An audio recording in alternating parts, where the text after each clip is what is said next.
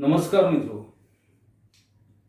Chapter number 5 standard 11 chemistry એમાં આપણે આગળ ભણીએ છીએ, પણ આની પહેલા જે કાંઈ અત્યાર સુધી આપણે ભણી ચૂક્યા એને થોડુંક યાદ કરી લઈએ.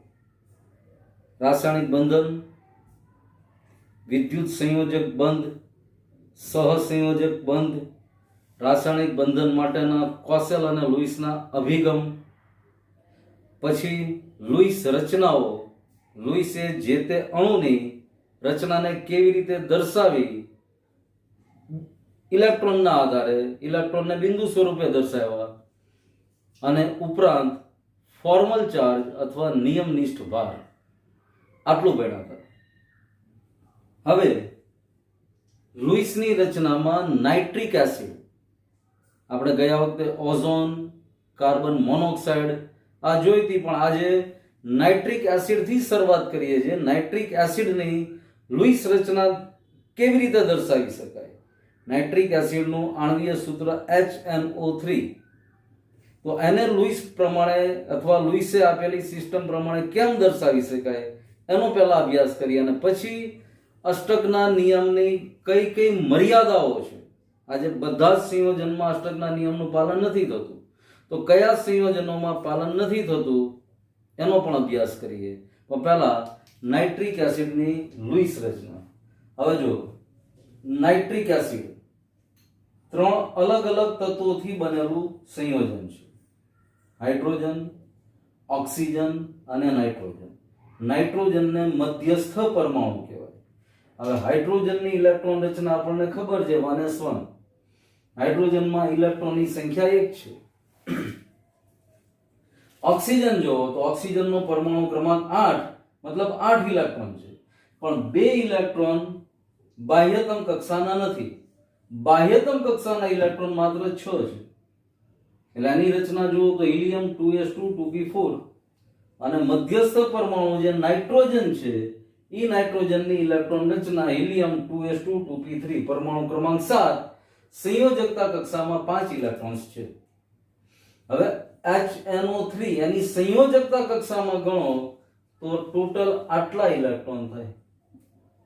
હાઇડ્રોજનનો 1 ઇલેક્ટ્રોન, HNO3 માં હાઇડ્રોજનનો 1 ઇલેક્ટ્રોન. હવે ઓક્સિજનના પરમાણુની સંખ્યા 3 છે, એટલે 3 અને 1 ઓક્સિજન પાસે સંયોજકતા કક્ષાના 6 ઇલેક્ટ્રોન છે, એટલે 3 ગુણ્યા 6 વત્તા નાઇટ્રોજનનો 1 પરમાણુ અને નાઇટ્રોજનના સંયોજકતા કક્ષાના 5 ઇલેક્ટ્રોન, એટલે ટોટલ 24 ઇલેક્ટ્રોન HNO3 પાસે સંયોજકતા કક્ષાના છે એમ કહેવાય. હવે આ 24 ઇલેક્ટ્રોન બધા જ તત્વોને નિષ્ક્રિય વાયુ જેવી રચના કેવી રીતે પ્રાપ્ત કરાવી શકે છે એ લુઈસ રચના આપણે દર્શાવી છે. બધાની ફરતે અષ્ટક પૂર્ણ થઈ જવું જોઈએ, સિવાય હાઇડ્રોજન. હાઇડ્રોજનની પાસે 1 જ ઇલેક્ટ્રોન છે, એટલે એને હિલિયમ જેવી રચના પ્રાપ્ત કરવી છે. હિલિયમ અષ્ટક નથી બનતું, પણ હિલિયમની છેલ્લી કક્ષામાં 2 ઇલેક્ટ્રોન છે, અને આપણે એવું ભણી ગયા કે ભાઈ પહેલી કક્ષાની અંદર મહત્તમ 2 ઇલેક્ટ્રોન જ સમાય. એટલે હાઇડ્રોજન હિલિયમ જેવી રચના પ્રાપ્ત કરી લે એટલે એની નિષ્ક્રિય વાયુ જેવી જ રચના પ્રાપ્ત થઈ ગઈ. બાકી બધામાં અષ્ટક પૂર્ણ થાય છે. હવે બરાબર જુઓ, ઓક્સિજન પહેલા ટોટલ અહીંયા ગણો 24 ઇલેક્ટ્રોન ગોઠવેલા છે, 24 ઇલેક્ટ્રોન્સ. 1 2 3 4 5 6 7 8 9 10 11 12 13 14 15 16 એમ કરીને ગણશો ને 24 ઇલેક્ટ્રોન્સ છે.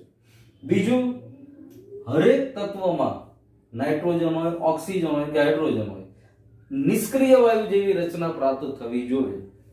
હવે આ પહેલો જ ઓક્સિજન જુઓ, આ જે ઓક્સિજન છે એ નાઇટ્રોજનની સાથે આખું અષ્ટક પૂર્ણ કરી દે છે. જુઓ, ઓક્સિજનમાં 2 2 4 2 6 ને 2 8 ઇલેક્ટ્રોન. અહીંયા બરાબર જુઓ, એટલે ઓક્સિજનની આજુબાજુ 8 ઇલેક્ટ્રોન દેખાશે, એટલે ઓક્સિજનનું અષ્ટક પૂર્ણ થઈ ગયું. એવી જ રીતે નાઇટ્રોજનમાં જુઓ, નાઇટ્રોજનના 2 ઇલેક્ટ્રોન નીચેના ઓક્સિજન સાથે, 2 ઇલેક્ટ્રોન બાજુના ઓક્સિજન સાથે, અને 4 ઇલેક્ટ્રોન ડાબી બાજુના ઓક્સિજન સાથે. નાઇટ્રોજન પાસે છે 5 જ ઇલેક્ટ્રોન સંયોજકતા કક્ષાના, પણ અષ્ટક પૂર્ણ કરવા માટે આવી રીતે ઇલેક્ટ્રોનની વહેંચણી થઈ જાય. અને હાઇડ્રોજનમાં જુઓ તો ઓક્સિજનની સાથે જ એનું બોન્ડિંગ અને આજુબાજુમાં 2 ઇલેક્ટ્રોન. હવે 2 ઇલેક્ટ્રોનથી એક બોન્ડિંગ થાય અથવા 2 ઇલેક્ટ્રોન દ્વારા એક સહસંયોજક બંધ રચાય. હવે અહીંયા ઓક્સિજન ને નાઇટ્રોજન વચ્ચે જો ડબલ બોન્ડ બને છે એટલે નીચે રચના દર્શાવી છે ડબલ બોન્ડની. નાઇટ્રોજન ને ઓક્સિજન વચ્ચે સિંગલ બોન્ડ બને છે કારણ કે 2 ઇલેક્ટ્રોનની સહિયારી ભાગીદારી છે એટલે નાઇટ્રોજન અને ઓક્સિજન વચ્ચે સિંગલ બોન્ડ. ઓક્સિજન અને હાઇડ્રોજન વચ્ચે 2 ઇલેક્ટ્રોનની ભાગીદારી છે એટલે ઓક્સિજન અને હાઇડ્રોજન વચ્ચે એક સહસંયોજક બને. અને એવી જ રીતે નાઇટ્રોજન ને નીચે રહેલો એક ઓક્સિજન એની વચ્ચે 2 ઇલેક્ટ્રોનની ભાગીદારી છે એટલે અહીંયા એક બને. એટલે અહીંયા આગળ જે ડેશ અથવા રેખાખંડ જેવું દર્શાવ્યું છે બંધની નિશાની છે. અને બીજું ઉપરાંત માર્ક કરો, ડાબી બાજુનો ઓક્સિજન જે નાઇટ્રોજન જોડે જોડાયેલો છે એના 4 અબંધકારક ઇલેક્ટ્રોન બચ્યા. 4 ઇલેક્ટ્રોન એવા છે કે જેણે બંધ બનાવવામાં ભાગ લીધો નથી એટલે આને અબંધકારક ઇલેક્ટ્રોન કહેવાય. હવે એની 2 પેર છે તો આને કહેવાય અબંધકારક ઇલેક્ટ્રોન યુગ્મની 2 જોડ વધી. એવી જ રીતે નીચેના ઓક્સિજનમાં જુઓ તો 6 અબંધકારક ઇલેક્ટ્રોન્સ છે. યુગ્મમાં બોલવું હોય તો 3 પેર છે, 2 2 4 2 6. એવી જ રીતે આ ઓક્સિજનમાં પણ 2 પેર અબંધકારક ઇલેક્ટ્રોન યુગ્મની છે. અને હવે તમે ફોર્મલ ચાર્જ આપણે આની પહેલા ભણી ગયા હતા એના સૂત્રો પરથી ગણતરી કરશો એટલે ચોક્કસ ખબર પડશે કે નાઇટ્રોજન ઉપર ધન વીજભાર લાગે છે અને નીચેના ઓક્સિજન કે જેની પાસે 6 અબંધકારક ઇલેક્ટ્રોન્સ છે એની ઉપર ઋણ વીજભાર લાગે છે. ફોર્મલ ચાર્જ અથવા નિયમનિષ્ઠ ભારના સૂત્ર ઉપરથી આ ચોક્કસ આપણે આની ઉપરથી કાઉન્ટ કરી શકીએ અથવા ગણી શકીએ. તો આ નાઇટ્રિક એસિડ અથવા HNO3 ની લુઈસ પ્રમાણેની રચના થઈ. અને આ રચના ભણ્યા પછી આપણે અષ્ટકના નિયમોની અલગ અલગ મર્યાદાઓ છે એ ઉદાહરણ સાથે જોઈએ છે. પણ નાઇટ્રિક એસિડનો અણુ સમજાઈ ગયા પછી બીજા ઉદાહરણો આપણને ટેક્સ્ટ બુકમાં આપેલા છે એ પણ હવે સરળતાથી સમજાઈ જશે. પહેલા ગણવાના કુલ ઇલેક્ટ્રોન અને પછી કેન્દ્રસ્થ પરમાણુની આજુબાજુ જે કાંઈ તત્વ કે પરમાણુ ગોઠવાયેલા છે અષ્ટક પૂર્ણ કરવાનું. અને આના જ રેફરન્સમાં ગયા વખતે કાર્બન મોનોક્સાઇડ આપણે ભણ્યા હતા એનો પણ સેજ યાદ કરી લેજો એટલે બધી જ વસ્તુ સરળતાથી ગળે ઉતરવા મળશે કે આ તો સાવ સહેલી વસ્તુ છે, આમાં કશી જ વસ્તુ અઘરી નથી. હવે અષ્ટકના નિયમના જે કાંઈ મર્યાદાવાળી બાબતો છે એના વિશે આપણે સ્ટડી કરીએ છીએ. હવે અષ્ટકના નિયમની મર્યાદાઓ, કયા કયા પ્રકારના સંયોજનોમાં અષ્ટકના નિયમની મર્યાદા જોવા મળે છે, અષ્ટકના નિયમનું પાલન નથી થતું એવા અણુઓ વિશે જોઈએ. એમાં સૌથી પહેલા મધ્યસ્થ પરમાણુનું અપૂર્ણ અષ્ટક, જે કેન્દ્રીય પરમાણુ છે, મધ્યસ્થ પરમાણુ છે, એનું અષ્ટક પૂર્ણ નથી થતું. બની શકે એની સાથે જોડાયેલો બીજું તત્વ કે પરમાણુ છે એનું અષ્ટક પૂર્ણ થઈ જાય, પણ જે મધ્યસ્થ પરમાણુ છે એનું અષ્ટક પૂર્ણ નથી થતું, છતાં સંયોજન સ્થાયી છે. આવું સામાન્ય રીતે જે તત્વનો પરમાણુ ક્રમાંક અથવા સંયોજકતા કક્ષામાં 4 કરતા ઓછા ઇલેક્ટ્રોન હોય એવા તત્વો જ્યારે મધ્યસ્થ પરમાણુ બને છે અને સંયોજન બનાવે છે અથવા અણુ બનાવે છે એમાં આ મર્યાદા ખાસ કરીને જોવા મળે છે. દાખલા તરીકે બેરિલિયમ હાઇડ્રાઇડ, આ BeH2 નું આણ્વીય સૂત્ર છે. હવે આ BeH2 ને લુઈસ રચના પ્રમાણે આપણે દર્શાવીએ તો જુઓ, સૌથી પહેલા બેરિલિયમનો પરમાણુ ક્રમાંક 4 છે, ઇલેક્ટ્રોન રચના 1s2 2s2, સંયોજકતા કક્ષામાં 4 ઇલેક્ટ્રોન. હાઇડ્રોજનનો પરમાણુ 1 1s1. હવે ટોટલ આના ઇલેક્ટ્રોન ગણીએ આપણે તો Be આના સંયોજકતા કક્ષાના 2 ઇલેક્ટ્રોન, 2 હાઇડ્રોજન એટલે ટોટલ 4 ઇલેક્ટ્રોન જ થયા. અષ્ટક તો બહુ આઘું, ટોટલ 4 ઇલેક્ટ્રોન, છતાં આ સંયોજન સ્થાયી છે. અને જો અહીંયા રચના પણ આપણે દર્શાવી છે. માનો બેરિલિયમ પાસે સંયોજકતા કક્ષાના 2 ઇલેક્ટ્રોન છે, એ મેં અહીંયા બ્લુ પેન થી દર્શાવ્યા છે. અને હાઇડ્રોજનની પાસે એક ઇલેક્ટ્રોન જ છે. એક હાઇડ્રોજનનો ઇલેક્ટ્રોન અહીંયા, બીજા હાઇડ્રોજનનો ઇલેક્ટ્રોન બાજુમાં. અને બંને વચ્ચે સહસંયોજક બંધ હોય ભાઈનો. બેરિલિયમનો એક સહસંયોજક બંધ હાઇડ્રોજન સાથે, મતલબ BH2. તો આવા પ્રકારના અણુઓ જ્યારે બને છે જે સ્થાયી છે પણ અષ્ટકપૂર્ણ નથી થતું, છતાં બીજું ઉદાહરણ જુઓ BeCl3, બોરોન ટ્રાયક્લોરાઇડ. હવે બોરોનનો પરમાણુ ક્રમાંક 5, સંયોજકતા કક્ષામાં માત્ર 3 ઇલેક્ટ્રોન. ક્લોરીનનો પરમાણુ ક્રમાંક 17, સંયોજકતા કક્ષામાં 7 ઇલેક્ટ્રોન. હવે BeCl3 નો અણુ આખો દોરેલો છે લુઈસ પ્રમાણે. હવે આમાં બરાબર જોશો તો ક્લોરીનનું અષ્ટક પૂર્ણ દેખાશે. જો ક્લોરીનની આજુબાજુ ગણશો એટલે 8 ઇલેક્ટ્રોન થઈ જશે. આમાં પણ બોરોનના ઇલેક્ટ્રોનને મેં લાલ પેનથી જ પોઈન્ટ કરીને દર્શાવ્યા છે. આજુબાજુમાં ક્લોરીનના 7 ઇલેક્ટ્રોન છે. એટલે ત્રણેય ક્લોરીન પરમાણુ જોશો તો ત્રણેય ક્લોરીન પરમાણુમાં અષ્ટક પૂર્ણ જોવા મળશે. પણ બોરોનને ગણશો તો બોરોનની આજુબાજુ માત્ર 6 ઇલેક્ટ્રોન છે. છતાં આ સંયોજન સ્થાયી છે અને સંયોજન બને છે.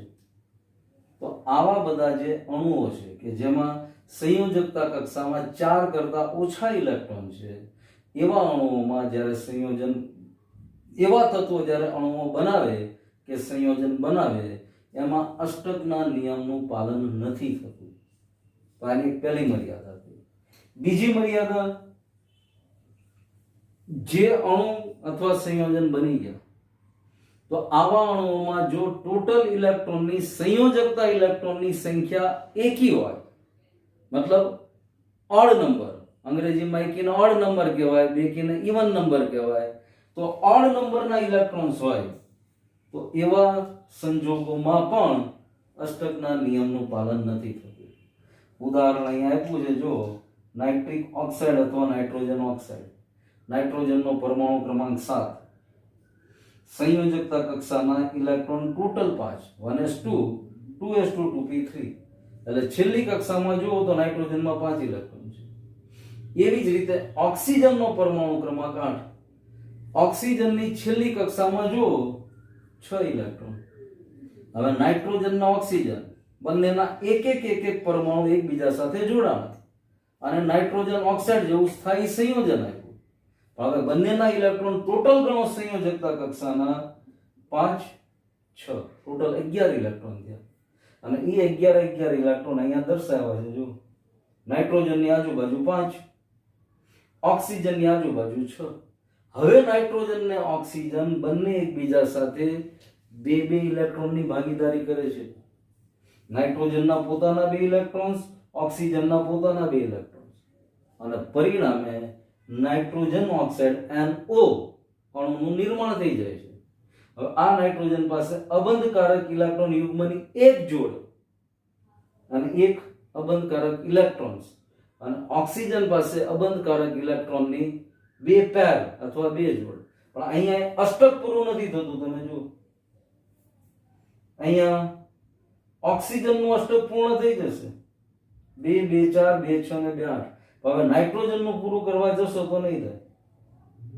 એટલે આવા જ્યારે અણુ બને અને એમાં ટોટલ ઇલેક્ટ્રોનની સંખ્યા એકી આંકડામાં હોય, ઓડ નંબરમાં હોય, ત્યારે પણ અષ્ટકના નિયમનું પાલન નથી થતું. એટલે આ 2 ઉદાહરણ જોયા આપણે કે જેમાં પાલન નથી થતું અષ્ટકના નિયમનું. ત્રીજી વસ્તુ આપણે જોઈએ છે વિસ્તરિત અષ્ટક. હવે વિસ્તરિત અષ્ટક કોને કહેવાય ને કયા સંયોજન અથવા અણુમાં બને છે, એ આ 2 ના અભ્યાસ પછી આપણે જોઈએ છીએ. હવે અષ્ટકના નિયમની ત્રીજી મર્યાદા, જેને કહેવાય વિસ્તરિત અષ્ટક, એક્સપાન્ડેડ ઓક્ટેટ અથવા વિસ્તરિત અષ્ટક. આવું કયા પ્રકારના તત્વોમાં કે જેનાથી અણુ કે સંયોજન બને એમાં જોવા મળે? તો કે જે તત્વની 3s અને 3p એની પછીની 3d કક્ષકો પણ બંધન માટે પ્રાપ્ય હોય, બોન્ડિંગ બનાવવા માટે અવેલેબલ હોય તો એવા તત્વ જ્યારે અણુ બનાવે ત્યારે એવા અણુઓમાં પણ અષ્ટકના નિયમનું પાલન નથી થતું. પહેલી મર્યાદા યાદ કરો કે જેમાં ઇલેક્ટ્રોનની સંખ્યા ઓછી હોય છે. દાખલા તરીકે સંયોજકતા કક્ષામાં 4 કરતા ઓછા ઇલેક્ટ્રોન્સ, તો એના અણુ બન્યા તો 8 ઇલેક્ટ્રોન કરતા ઓછા ઇલેક્ટ્રોનથી અણુ બન્યો. અહીંયા એની કરતા ઉલટું છે. અહીંયા મધ્યસ્થ પરમાણુની આજુબાજુ 8 કરતા વધારે ઇલેક્ટ્રોન થઈ જાય છે. એટલા માટે આને વિસ્તરિત અષ્ટક તરીકે ઓળખવામાં આવે છે. આ જ ઉદાહરણ આપણે જોઈએ, જો SF6 સલ્ફર હેક્સાફ્લોરાઇડ. સલ્ફરની આજુબાજુ 6 ફ્લોરીન ગોઠવાયેલા છે. સલ્ફરનો પરમાણુ ક્રમાંક 16, ઇલેક્ટ્રોન રચના neon 3s2 3p4. Fluorine electron રચના જો તો He હિલિયમ 2s2 2p5. આમાં ફ્લોરીનને બરાબર જોશો તો એમાં અષ્ટક પૂર્ણ થઈ ગયેલું દેખાશે, પણ સલ્ફરની આજુબાજુ જોશો તો 12 ઇલેક્ટ્રોન દેખાશે. અષ્ટક નહીં, 12 ઇલેક્ટ્રોન સલ્ફરની આજુબાજુ જોવા મળશે. કેવી રીતે? અહીંયા બ્લુ પેનથી દર્શાવાય 6 ઇલેક્ટ્રોન સલ્ફરના સંયોજકતા ઇલેક્ટ્રોન, છેલ્લી કક્ષાના ઇલેક્ટ્રોન. ફ્લોરીનની છેલ્લી કક્ષામાં 7 ઇલેક્ટ્રોન, એટલે ફ્લોરીનને લાલ પેનથી લખ્યો, લાલ પોઈન્ટથી દર્શાવ્યું છે. હવે જો સલ્ફરનો એક ઇલેક્ટ્રોન ફ્લોરીનના એક ઇલેક્ટ્રોન સાથે બોન્ડિંગ કરશે, એટલે 2 ઇલેક્ટ્રોન, 2 ને 2 4, 6, 8, 10 અને 12. આમ સલ્ફરની આજુબાજુ ટોટલ 12 ઇલેક્ટ્રોન્સ જોવા મળશે. અષ્ટકનું પાલન ન થયું. અષ્ટકનો મતલબ નિષ્ક્રિય વાયુ જેવી રચના, આજુબાજુમાં 8 ઇલેક્ટ્રોન, અહીંયા 12 થયા. અને 12 ઇલેક્ટ્રોન હોવા છતાં પણ SF6 અણુ સ્થાયિત્વ ધરાવે છે. એટલે આવા પ્રકારના સંયોજનો. આની ઉપરાંત બીજું ઉદાહરણ પણ આપી શકો. સલ્ફ્યુરિક એસિડ H2SO4 જેવો અણુ બને છે, એમાં પણ વિસ્તરિત અષ્ટક બની જાય છે. અષ્ટકના નિયમનું પાલન નથી થતું.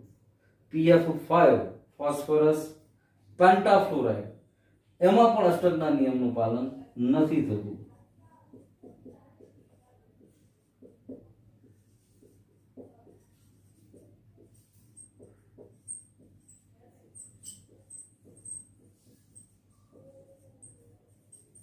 આ બંનેમાં પણ આવા ઘણા બધા ઉદાહરણ છે, પણ આ બંનેમાં પણ વિસ્તરિત અષ્ટક બની જાય છે. અષ્ટકના નિયમનું પાલન નથી થતું. તો આ 3 મહત્વની મર્યાદાઓ અષ્ટકના નિયમની. ઉપરાંત અન્ય મર્યાદાઓ વિશે પણ જુઓ તો બરાબર જુઓ.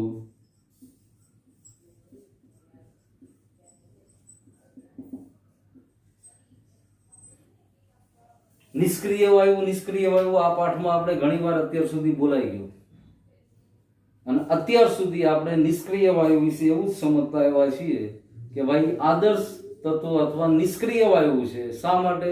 કોઈની સાથે બોન્ડિંગ કરી સંયોજન નથી બનાવતો. પણ આપણે આપણા 11 અને 12 ધોરણના જ અમુક અભ્યાસક્રમની અંદર આવા પણ અણુઓ ભણશું. XeF2, XeF4, મતલબ ઝેનોનના સંયોજનો.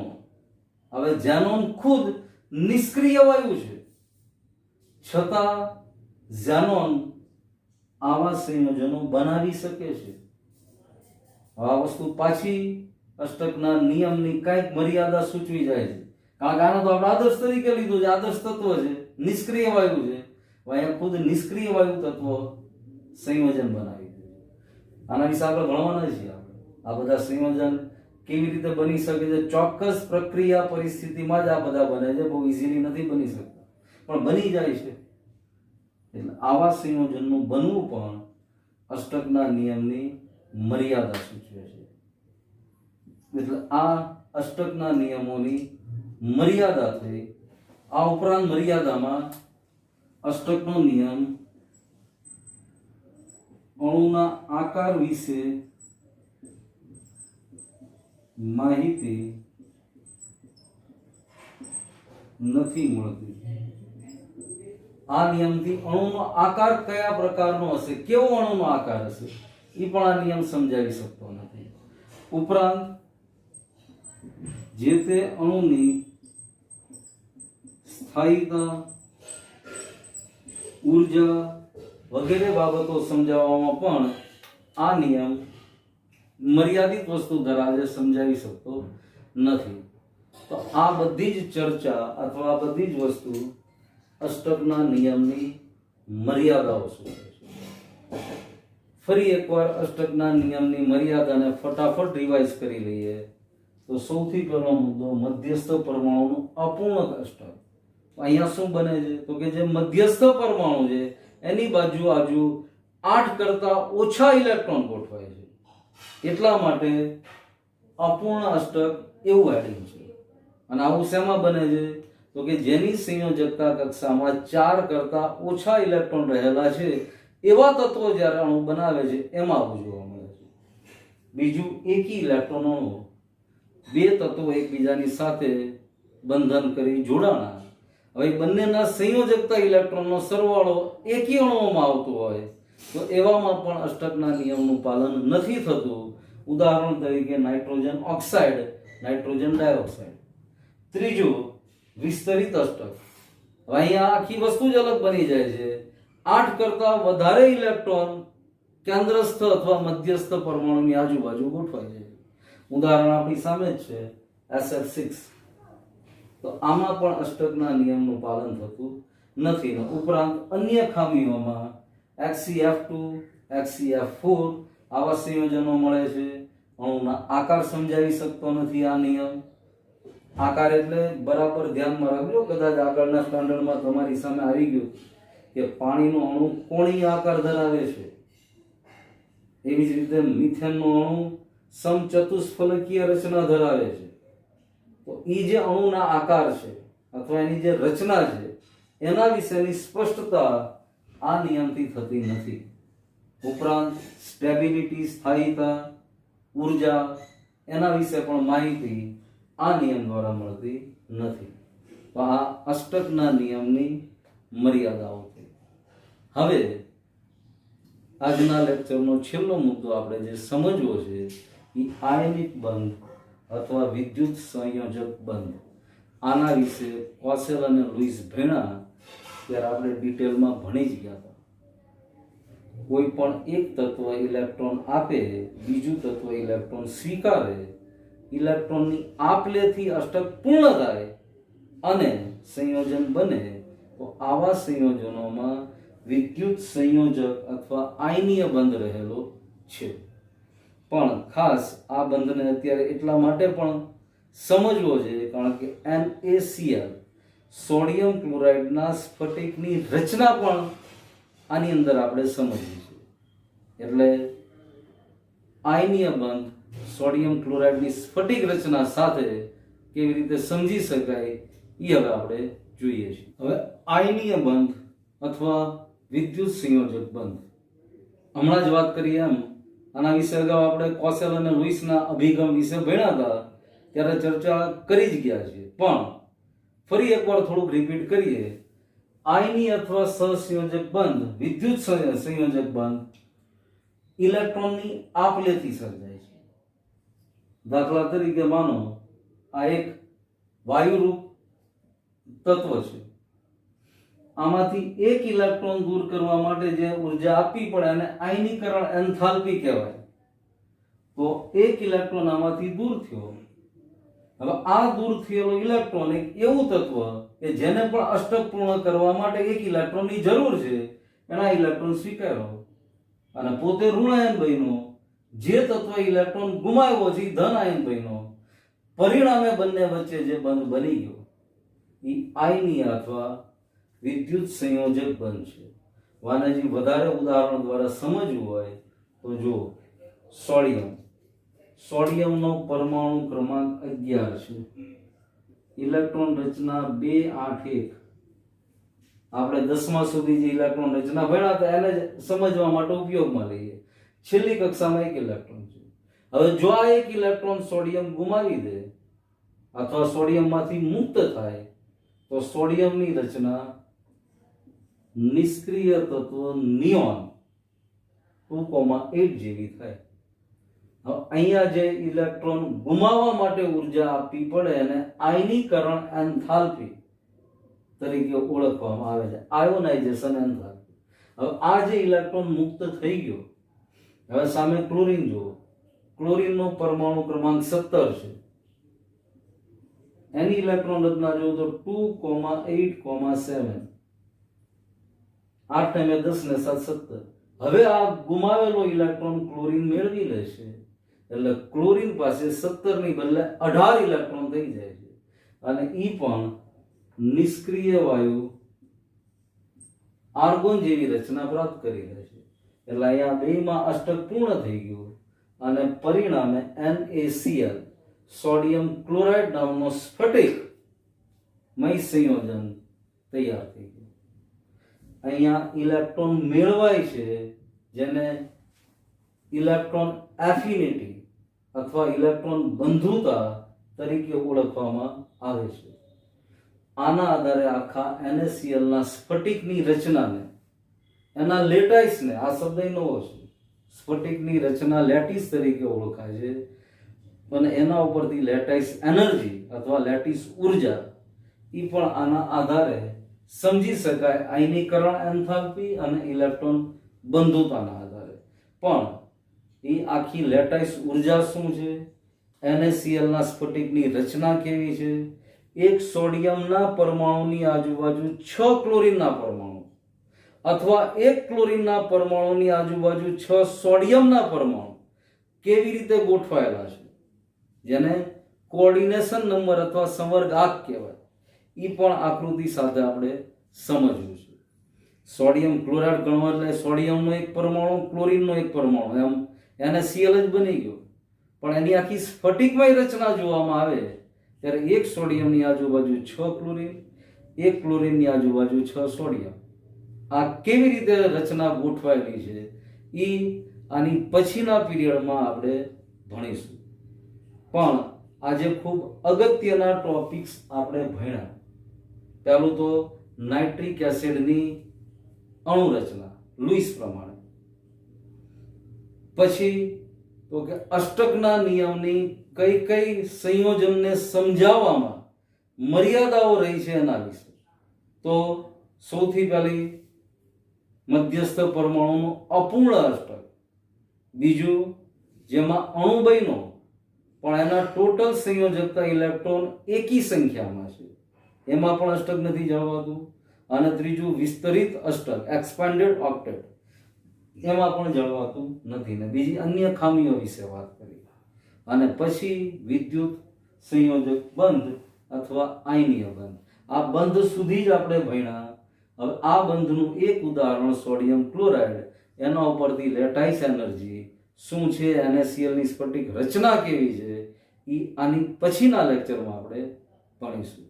હવે આ બાબતમાં કોઈને કોઈ પ્રકારનો ડાઉટ હોય તો ચોક્કસ ફોન કરી શકો છો અથવા મેસેજ પણ મોકલી શકો છો. Thank you.